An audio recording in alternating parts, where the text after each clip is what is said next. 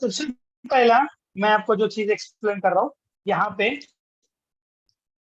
Basic working of ringer and speaker section. So basically किस तरह से वर्क करता है आपका रिंगर और आपका स्पीकर वाला सेक्शन। सबसे पहले आपका जो स्पीकर है उसमें आपका स्पीकर पॉजिटिव स्पीकर निगेटिव, मैंने आपको पहले ही बोला लिखा होता है पॉजिटिव और निगेटिव, लेकिन वो ना पॉजिटिव होता है ना वो निगेटिव होता है। वो नॉर्मली दोनों भी अगर आप देखोगे तो वो पॉजिटिव ही होते हैं। अगर आप जीआर करोगे तो दोनों को भी रीडिंग आएगी। सो वो अलग कुछ भी नहीं होता है, ये दोनों भी एक ही होता है, पॉजिटिव भी और निगेटिव भी। इसमें सबसे इंपॉर्टेंट रोल इन आईसीओ का होता है। तो कौन से आईसी कैसे कैसे काम करते हैं, ये बेसिक कंसेप्ट समझाने की मैं आपको चीज कर रहा हूँ, जैसे बेसिक वर्क कैसे काम करता है। तो सबसे पहले आपका पीआईसी, पावर एम्पलीफायर आईसी, फिर उसके बाद आपका कोडेक आईसी जो आपके एनालॉग और डिजिटल सिग्नल को कन्वर्ट करके पीआईसी मतलब पावर आईसी को देगा, और आपका स्पीकर और रिंगर जो भी है वो काम करेगा। उसके बाद सीपीयू और डीसीपीयू ऐसी आईसी। तो ये आईसी किस तरह से अपना रोल निभाते हैं ये आज के क्लास में हम पढ़ने वाले हैं। तो सबसे इंपॉर्टेंट बात, सबसे पहले आपका जो कोडेक आईसी है, कोडेक आईसी क्या काम करता है कि दो सिग्नल पास करता है। सिग्नल कौन से है, तो एक है आपका एलओपी और एलओएन। अभी हम आगे जाके पढ़ने वाले हैं कि एलओपी क्या होता है और एलओएन क्या होता है। इसमें डीप में आपको पढ़ाया जाएगा, समझाया भी जाएगा कि ये सिग्नल का एग्जैक्टली वर्क क्या होता है। तो सबसे पहले ये दो सिग्नल्स कोडेक आईसी पीए को पास करेगा, पावर एम्पलीफायर को पास करेगा। जब ये मान ली के पावर आईसी को या सॉरी पावर एम्पलीफायर को दो ही सिग्नल देने का कोडेक आईसी का रोल होता है। जब ये कोडेक आईसी के अंदर जब ये सिग्नल निकलेगा तो उसका नाम होगा एलओपी और एलओएन। लेकिन जब ये सिग्नल आपके पीए के अंदर जाएगा, पावर एम्पलीफायर के अंदर जाएगा, तो उसका नाम होगा I N in positive in negative. ध्यान दीजिए, जब आपके कोडेक आईसी में होगा तो L O P L O N होगा, और जब आपके पीएम आईसी में आएगा तो in positive and in negative होगा। और तभी जाके आपका स्पीकर का पॉजिटिव और स्पीकर का निगेटिव को ये कनेक्ट होगा। सो कोडेक क्या करेगा, वनली पीए को दो सिग्नल देगा, पीए दो सिग्नल लेगा और स्पीकर और रिंगर को एक्टिवेट करेगा। ये उसका बेसिक कंसेप्ट है। लेकिन इसको एक्टिवेट करने के लिए सबसे इंपॉर्टेंट बात, डीसी टू डीसी आईसी से कोडेक को ऑन होने के लिए सप्लाई चाहिए, और वो सप्लाई आता है आपके डीसी टू डीसी आईसी से। और जब डीसी टू डीसी आईसी उस सप्लाई को निकालता है उसे बोलते हैं voltage for system, V sys, voltage system. और जब आईसी के अंदर सप्लाई जाता है उसे बोलते हैं VDD, voltage drain to drain. दो तरह का अलग अलग, ध्यान दीजिए। जब डीसी टू डीसी आईसी से निकलेगा उसे बोलेंगे वोल्टेज सिस्टम, और जब कोडेक आईसी के अंदर जाएगा उसे बोलते हैं वीडीडी। इसका मतलब बीच में आपका एक मॉसफेट होगा जो आपके 3.7 वोल्टेज को 4.2 वोल्टेज को कन्वर्ट करके कोडेक वोल्टेज को चलने वाला वोल्टेज जनरेट करेगा। अभी इस कंडीशन में क्या होगा, ये कोडेक आईसी अपने सिग्नल को पीए को देगा और पीए स्पीकर को ऑन करेगा। लेकिन ये स्पीकर को ऑन ऑफ करना चाहिए, नहीं तो ये एक तो ऑन रहेगा या ऑफ रहेगा। सो इसको इनेबल करने का काम आपका सीपीयू करता है। सीपीयू खाली बंद चालू करने का काम करता है। जब सीपीयू के अंदर से सिग्नल निकलेगा उसे कहेंगे CTRL, कंट्रोल, CTRL, या उसे ऑडियो पीए इनेबल भी कहेंगे। तो सीपीयू के अंदर से जब सिग्नल निकलेगा उसे बोलते हैं कंट्रोल, और जब कोडेक आईसी के अंदर जाएगा उसे बोलते हैं इनेबल। सो इनेबल क्या करेगा, ये ऑन ऑफ करने का काम करेगा और आपके ये दो सिग्नल जनरेट करके पीए को देके स्पीकर को पास करेगा। ये उसका बेसिक वर्किंग है। तो हम हमारे नेक्स्ट अभी जो कंटिन्यू टॉपिक करेंगे उसमें क्या देखेंगे, सो वीडीडी कैसे काम करता है, वीएसएस कैसे काम करता है, control enable ID, control enable ID काम कैसे करता है, उसके साथ एल और एन एल और एन इन इन निगेटिव कैसे काम करता है, स्पीकर पॉजिटिव स्पीकर निगेटिव कैसे काम करता है, और एलओपी और इन पॉजिटिव कैसे काम करता है। तो ये सारे सिग्नल को हम एक एक करके देखने वाले हैं। सो ये देखने के लिए सबसे इंपॉर्टेंट बात, हमें ये आईसी का स्ट्रक्चर समझना पड़ेगा। सो यहाँ पे मैंने एक ऑडियो आईसी, ऑडियो पीए के 31 जो सबसे इंपॉर्टेंट चलने वाला आईसी है, उसको यहाँ पे हम सिस्टमेटिक देखेंगे। सो यहाँ पे मैं आपको दिखा देता हूँ, ये एक सेकेंड, मैं यहाँ पे इसका वो नियो खोल देता हूँ आपको समझाने के लिए। सो किस तरह से ये काम करता है, वेट।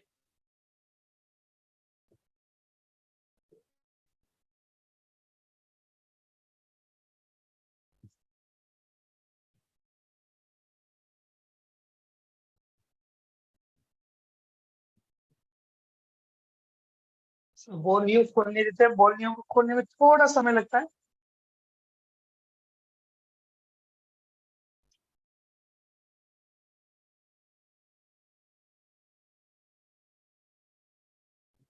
गुड। क्योंकि हम एक स्ट्रक्चर को खोलते हैं, लॉगिन,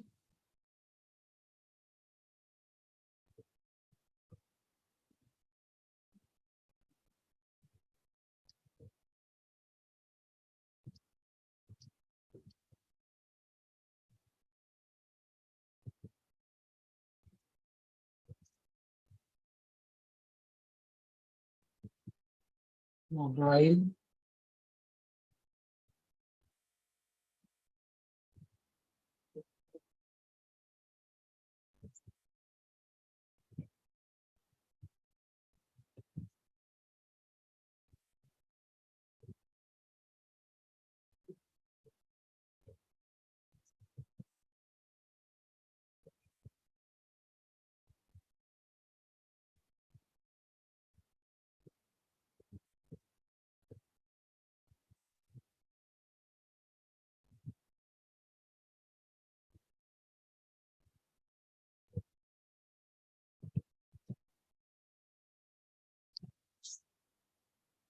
ओके।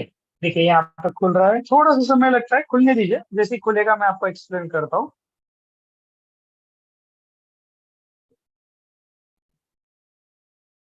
जैसे मैं आपको ईयर स्पीकर के बारे में समझा, वैसे मैं आपको रिंगर के बारे में एक्सप्लेन कर रहा हूँ कि कैसे वर्क करता है।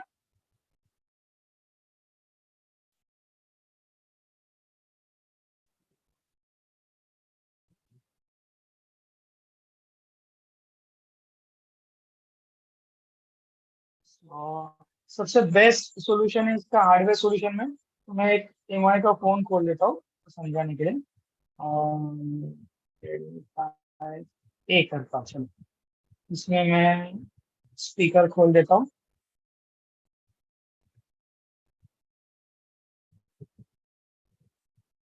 हम आईसी का एक स्ट्रक्चर बनाएंगे यहाँ पे, यहाँ पे देखिए,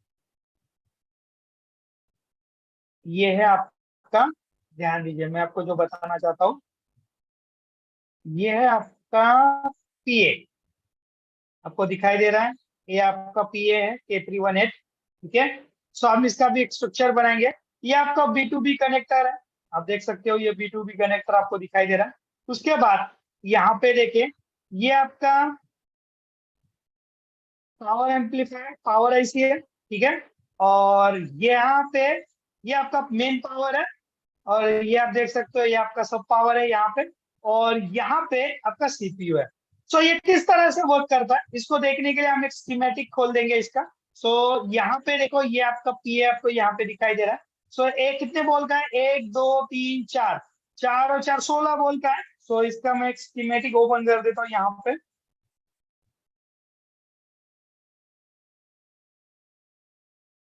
सो Redmi 5A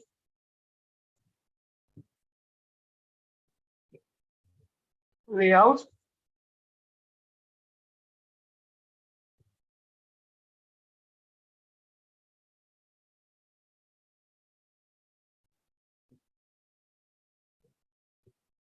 okay and schematic.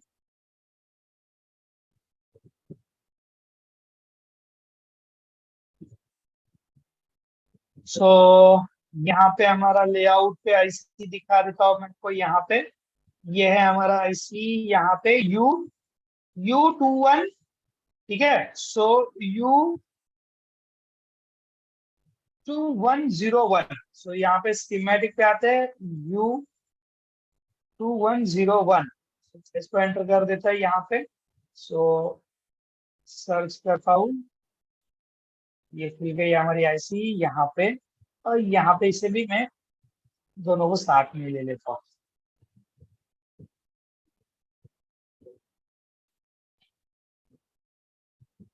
ये आ गया, ये देखिए यहाँ पे आपका U2101 सर्च इट। ये आईसी आपका यहाँ पे देखिए, ये है आपका, ये वाला आईसी है आपका। ये आपको दिखाई दे रहा है, ये देखिए ऑडियो एम्पलीफायर दिखाई दे रहा है आपको, ऑडियो एम्पलीफायर दिखाई दे रहा है AMPE। तो ये वाला आपका आईसी यहाँ पे, इसका स्ट्रक्चर यहाँ पे आपको दिखाई दे रहा है। यहाँ में स्कीमेटिक निकाला हुआ है, आप देख सकते हो। यहाँ पे देखिए, यहाँ पे इंपॉर्टेंट समझ लीजिए कि ये चीज मैं आपको क्या बता रहा हूँ। तो सबसे पहले इसका आईसी का मेन बॉल हमें देखना है कि वो कहाँ पे है, वही हिसाब से हम ये स्ट्रक्चर बनाएंगे। तो सबसे पहले यहाँ पे देखिए क्या लिखा है, A3 और B3। ठीक है, मैंने आपको 6 पॉइंट्स पढ़ाए थे, अगर आपको याद होगा तो मैं आपको दिखा देता हूँ। किसी भी आईसी को पढ़ने के लिए मैंने आपको 6 स्ट्रक्चर समझाए थे, 6 पॉइंट्स के बारे में मैंने आपको एक्सप्लेन किया था कि आपको कोई भी आईसी अगर पढ़ना है तो कोई भी आईसी को पढ़ने के लिए 6 पॉइंट्स आपके पास होने चाहिए। 6 पॉइंट्स अगर आप समझ जाओगे तो आप सारे चीजें समझ जाओगे। ये चीज मैंने आपको एक्सप्लेन किया था, अगर आपको याद होगा। सबसे पहले हम क्या देखते हैं, तो इनपुट वोल्टेज देखते हैं। उसके बाद हम क्या देखते हैं, इसका कमांड देखते हैं, I2C line, SL data, SPA line. उसके बाद आपका मेपी लाइन, फिर उसके बाद आपका USB लाइन, फिर उसके बाद थर्ड आपका इनेबल लाइन, फिर उसके बाद आपका आउटपुट वोल्टेज, फिर उसके बाद आपका आउटपुट फ्रीक्वेंसी और आपका ग्राउंड। तो ये 6 पॉइंट्स को हम यहाँ पे अभी अप्लाई करेंगे। कहाँ पे अप्लाई करेंगे, तो ये वाले हमारे पॉइंट्स पे हम अप्लाई करेंगे।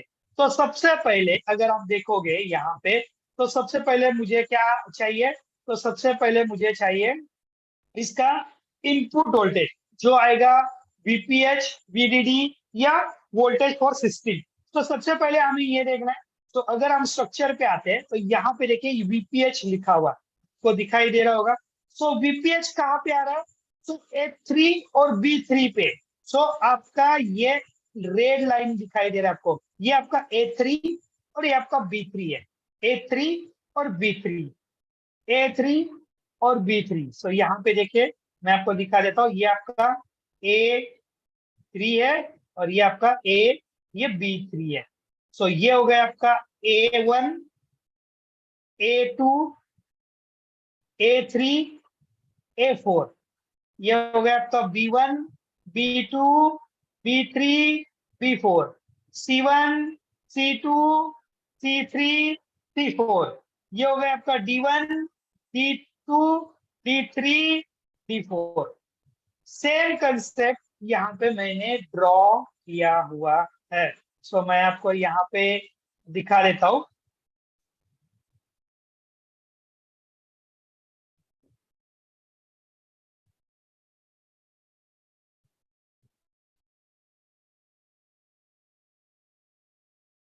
ये देखिए,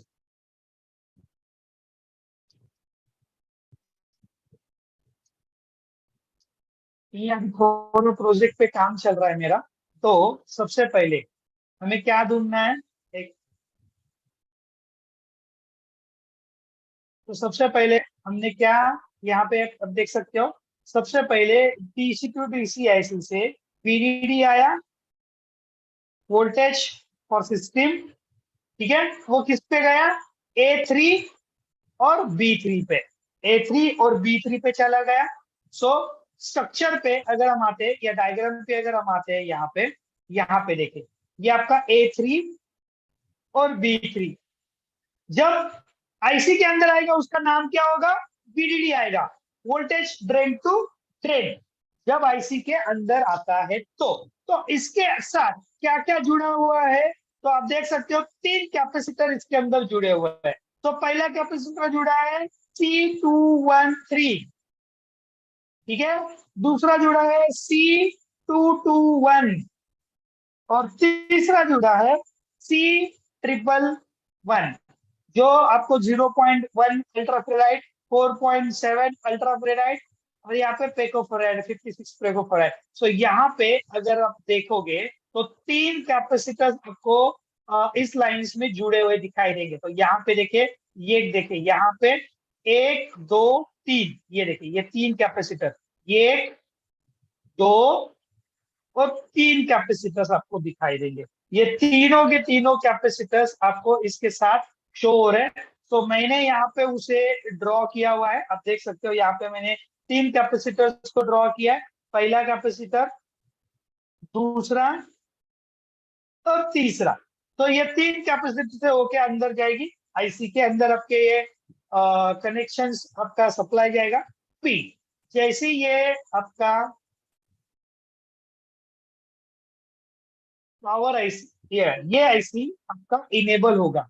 इनेबल होने के बाद सबसे इंपॉर्टेंट बात, दो पावर, दो सिग्नल बाहर निकलेंगे। कौन से दो सिग्नल बाहर निकलेंगे, सो कोडेक आईसी से के दो सिग्नल पास होंगे। कौन से, तो LON और LO, ये दो सिग्नल यहाँ से आपके पास होंगे। तो यहाँ पे अगर आप देखोगे तो ये दो सिग्नल जैसे यहाँ से पास होंगे तो वो कहा जाएगा, एक A1 में जाएगा और एक A2 में जाएगा। तो अगर हम इसे इस पे डायग्राम पे देखते हैं तो यहाँ पे देखिए एक आएगा A1 में, यहाँ देखिए A1 में आया, उसका नाम है इन पॉजिटिव, इन निगेटिव। जैसे मैंने आपको पहले भी कहा था, इन पॉजिटिव और इन निगेटिव, जैसे मैंने आपको पहले एक्सप्लेन किया था। इसके अंदर क्या जुड़ा हुआ है, तो एक 13K का रजिस्टर जुड़ा है और आप देख सकते हो कि 3 रजिस्टर जुड़े हैं, जिसमें से 2 रजिस्टर सीरीज में है और एक रजिस्टर आपका ग्राउंड से जुड़ा है, सॉरी कैपेसिटर। 2 रजिस्टर 3K के जुड़े हैं और 3 कैपेसिटर जुड़े हुए हैं। सो यहाँ पे अगर आप बात करते हो तो ये देखो, ये आपका A1 और ये आपका A2, A1 और A2 की लाइन है। इसमें आपको सीरीज में 2 रजिस्टर जुड़े हुए दिखाई दे रहे हैं। ये 2 रजिस्टर है 3 3K के, देखो रजिस्टर नंबर 21 4 21 5। फिर उसके बाद ये 2 कैपेसिटर्स आपको दिखाई दे रहे हैं, 2 कैपेसिटर इसके अंदर जुड़े हुए हैं और एक कैपेसिटर जो होगा इन दो लाइन के बीच में जुड़ा होगा। सो यहाँ पे हमने उसी तरह से इसको ड्रॉ किया है। अगर मैं यहाँ पे आता हूं, यहाँ पे देखिए अभी इसका रोल बहुत इंपॉर्टेंट है। ये क्या करता है, ये 2 कैपेसिटर्स जो जुड़े हुए हैं, आपको दिखा देता हूँ यहाँ पे।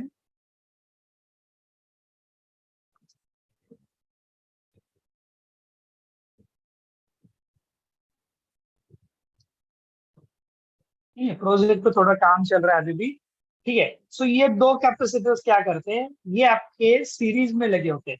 सो ये यहाँ से लो सॉरी हाई फ्रीक्वेंसी लेगा।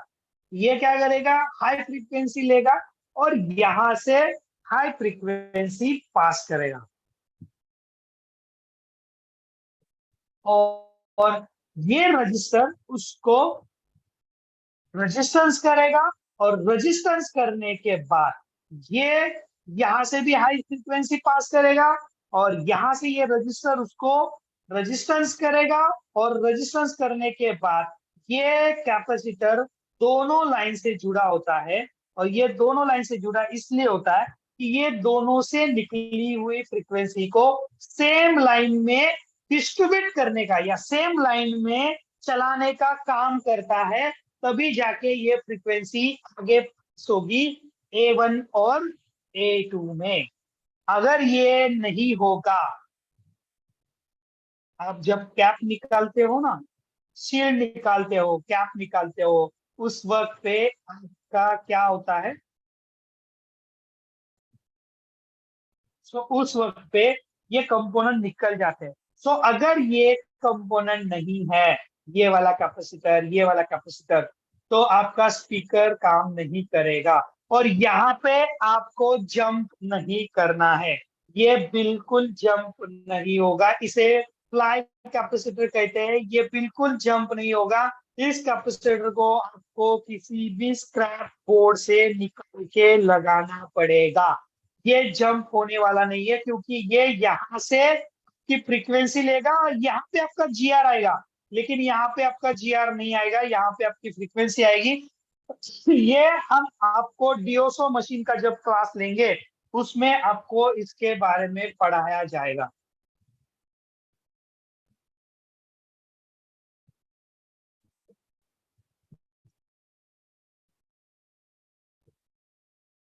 सो ध्यान रखना कि ये आप बिल्कुल भी आप इसे जंप नहीं करोगे, इसे भी आप जंप नहीं कर सकते हो। ये तीनों कैपेसिटर को आपको रिप्लेस ही करना पड़ेगा। ठीक है। सो यहाँ पे अगर हम आते हैं, यहाँ पे आप देख सकते हो ये दो कैपेसिटर, एक रजिस्टर, आप देख सकते हो दो कैपेसिटर, ये ओपन है, ये साइन मतलब ये ओपन हो गया। अब दिखाई दे रहा है ये ओपन हो गया। फिर ये किसके अंदर गया, कोडेक के अंदर गया। देख रहे हो सीडीसी कोडेक आईसी, देखो सीडीसी रेफरेंस CDCH-R, तो ये गया आपके कहाँ पे आ रहा है, यहाँ पे ये कोडेक आईसी से आ रहा है। सो ये वाला जो साइन आपको दिखाई दे रहा है ना, ये आ रहा है, इसका मतलब ये आ रहा है। और यहाँ पे आपको एक देखो, ये दोनों लाइन से जुड़ा हुआ एक रजिस्टर आपको दिखाई दे रहा है, यहाँ से यहाँ तक और यहाँ से यहाँ तक, ये दो रजिस्टर के साथ जुड़ा हुआ है। देख सॉरी सॉरी, दो कैपेसिटर, एक कैपेसिटर दो लाइन से जुड़ा है, ये वाला सेम।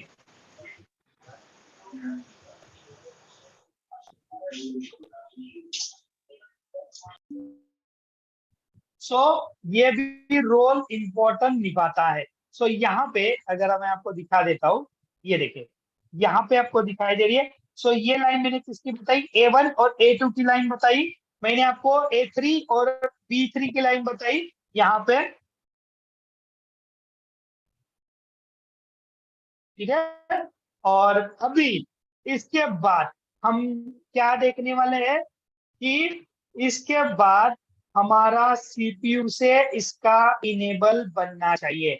सो यहाँ पे देखिए क्या लिखा है, audio PA enable, audio power amplifier enable लिख के आएगा। ओके, यहाँ पे लिखा है SHDN, SHDN। मुझे बताएगा व्हाट इज द SHDN, यहाँ पे कौन है जो ऑलरेडी काम करता है और वो मुझे बताएगा। बताइए what is the full form of SHDN। बताइए दोस्तों, मैं आपसे आंसर की जवाब आंसर जानना चाहता हूँ। व्हाट इज द SHDN जो भाई काम करता है। मैंने क्या बोला है, क्लास करने के बाद आपको स्कीमेटिक को देखने का नजरिया चेंज होगा। यस बोलिए सलीम भाई। ये इनेबल है सर। इनेबल नहीं, SSDN का मतलब क्या, यह समझ गया, ये इनेबल लिखा है ना, यहाँ से इनेबल हो गया। जी लेकिन what is the definition of SSDN, क्या होता है, कौन बताएगा मुझे। SHDN ये ऑलरेडी यूट्यूब पे लाइव भी चल रहा है क्लास, इसलिए मैंने लाइव रखा है कि आपको पता चले कि हम किस लेवल का ट्रेनिंग देता है। तो यूट्यूब पे जो देख रहे हैं वो भी चैट बॉक्स में या कमेंट्स में बता सकते हैं व्हाट इज द SHDN। कौन बताएगा मुझे, बताइए SHDN। अरविंद भाई शट डाउन आप सर। काम करते हो। Yes, shut down, good, great answer. जी सर। SHDN का मतलब है शट डाउन। यहां से आने वाला इनेबल वोल्टेज यहाँ पे किस नाम से आ रहा है, शट डाउन। तो यहाँ पे आप देख सकते हो मैंने लिखा है शट डाउन, क्या लिख के आएगा, GPIO स्पीकर इनेबल, या कंट्रोल CTRL, या ऑडियो PA, क्या नाम आएगा, या ऑडियो PA इनेबल। इतने नामों से ये बुलाया जाता है। मतलब सीपीयू से आने वाला आपका जो वोल्टेज है वो किस पे आएगा, इनेबल वोल्टेज इनेबल किस पे आएगा, तो आपका A4 पे आएगा। सो ये आपकी ए लाइन हो गई, A1 A2 A3 A4। ये ब्लू कलर की लाइन आपको दिखाई दे रही है, ये आपकी इनेबल लाइन है। सो इसके बीच में क्या जुड़ा है, देखो रजिस्टर जुड़ा है 100K का, 100K का। सो ये रजिस्टर से कनेक्ट है, आपको दिखाई दे रहा है। सो ये ब्लू लाइन देखते हैं कहाँ पे जा रही है हमारी। सो हम इसे छोटा करते हैं थोड़ा सा, देखिए ये देखिए ये ब्लू लाइन है, ब्लू लाइन का नाम आपको यहाँ पे दिखाई दे रहा है, देखो ऑडियो पीए इनेबल लिखा है यहाँ पे, ऑडियो पीए इनेबल। सो ब्लू लाइन कहाँ गई है हमारी, तो आते हैं सीधा, देखो ब्लू लाइन सीधा आपके सीपीयू के अंदर आई है, आपको दिखाई दे रही है सीधा सीपीयू के अंदर ब्लू लाइन। ओके, और ये वाली लाइन मैंने आपको पहले ही बताई थी, कौन सी वाली लाइन, A3 और B3 जो VDD का काम करता है। सो हम A3 और B3 भी देखते हैं किसके अंदर आ गई है। सो यहाँ पे मैं इसे बड़ा कर देता हूँ और दिखा देता हूँ आपको। ये देखो ये आपकी A3 और B3, मैंने आपको पहले ही बोला 3 कैपेसिटर जुड़े हुए हैं, और उससे आपको लाइन आएगी, देखो VPH पावर, यहाँ लिखा भी है VPH पावर, ठीक है। और ये लाइन आ रही है आपकी, देखो आपको यहाँ पे आपको दिखाई दे रहा है आपके BQIC से, सीधा लाइन आ रही है BQ से। सो VPH लाइन जहां से बन रही है, VPH वहां से सीधा ये आ रही है। सो ये जो मैंने स्ट्रक्चर आपको समझाया था, वो अगर आपको 6 लाइन का स्ट्रक्चर समझ में आता है तो आपको समझ में आएगा। सो सबसे पहले A1 और B1 को आएगा कोडेक्स से सिग्नल, उसके बाद VDD बनेगा A3 और B3 में, IC आपका ऑन होगा। उसके बाद आपका A4 के CPU का सिग्नल बनाएगा इनेबल सिग्नल। अभी सबसे इंपॉर्टेंट रोल है हमारा ये 2 कैपेसिटर का। ये देखिए ये 2 कैपेसिटर यहाँ पे मैं आपको दिखा देता हूँ, ये देखिए बहुत इंपॉर्टेंट रोल है ये 2 कैपेसिटर। इसके अंदर इन्होंने नहीं जोड़ा है ABCD, यहाँ पे इन्होंने नहीं दिया है शायद जी, 2 लाइन दिया है। ये देखिए मैं दिखाता हूँ, C1 और D1 से जुड़ा हुआ है कैपेसिटर है, आप देख सकते हो यहाँ पे। और एक B1 और CD1 से जुड़ा हुआ है जिसका लिखा है CP1। ओके, सो यहाँ पे देखिए, यहाँ पे मैं आपको दिखा देता हूँ। ये देखिए C1P T2 से जुड़ा हुआ है, C1 से जुड़ा हुआ है। देखो आपको कैपेसिटर दिखाई दे रहा है 2.2 ही, आप दिखाई दे रहा है 2.2, उसका ये है C213 है। यहाँ पे आप देख सकते हो ये एक और एक कैपेसिटर है, वो B1 और B2 से जुड़ा है। अगर आप यहाँ पे देखते हो, यहाँ पे देखिए, ये देखिए B1 और D1 से जुड़ा हुआ है, C1 D2 से जुड़ा हुआ है। ये कैपेसिटर का रोल बहुत इंपॉर्टेंट है। कितने भाइयों ने ऑडियो के ऊपर काम किया है, और कितने भाइयों को पता है कि इस कैपेसिटर का वर्क क्या है, कौन भाई मुझे बताएगा कि यहाँ पे ये 2 कैपेसिटर जो सीरीज में लगे हुए हैं किस पर्पस के लिए लगे हुए हैं, क्या वर्क है, कौन भाई मुझे एक्सप्लेन करेगा, बताइए सर दोस्तों। फ्रीक्वेंसी को एनालॉग के अंदर कंट्रोल करता है सर। फ्रीक्वेंसी, जो फ्रीक्वेंसी मतलब उस से बाहर निकलता है तो एनालॉग फ्रीक्वेंसी को कंट्रोल करता है सर ये। Great answer. और कौन भाई बताएगा मुझे, और कौन भाई आंसर देगा, बताइए। और कौन भाई बताएगा, बस एक ही भाई को पता है कि ये किस लिए है।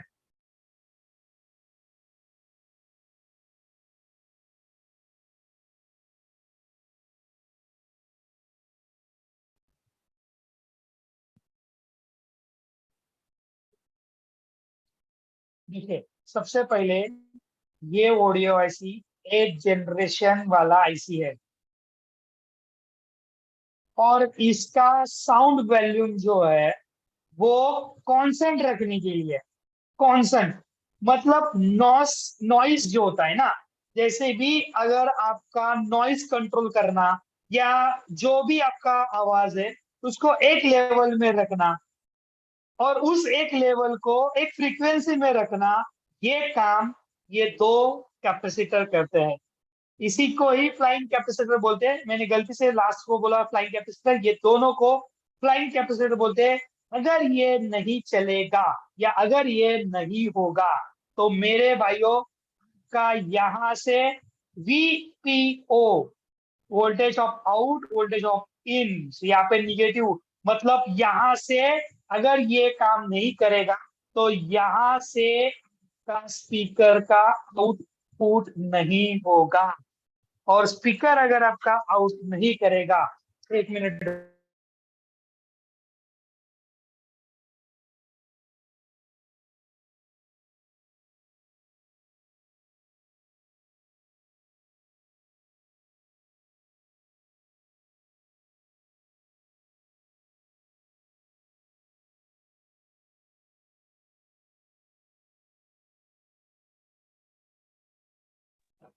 Okay so sorry.